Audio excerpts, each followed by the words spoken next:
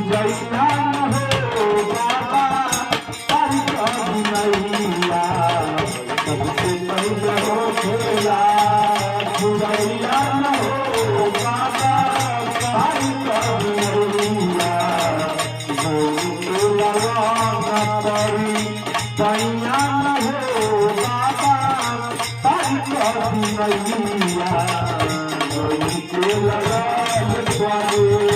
पैया न हो बाबा तारी कबुनैया सुनिला कि जे भी जाला सुनिला कि जे भी राउर सुमिरन करेला सुनिला कि जे भी राउर सुमिरन करेला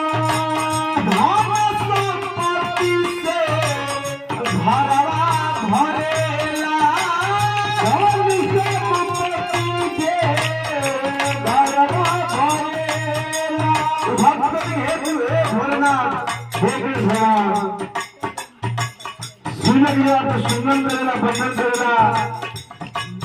उस सुख संपत्ति धन से भरल रहेला कैसे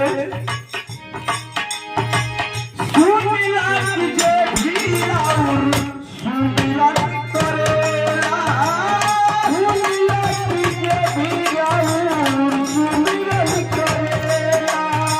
धन संपत्ति से बाबा भरवा भरेला धन संपत्ति से बाबा भरवा भरेला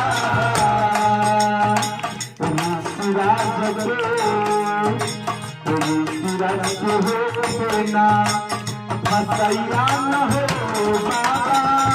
तारी कबुनैया फसैया न हो बाबा तारी कबुनैया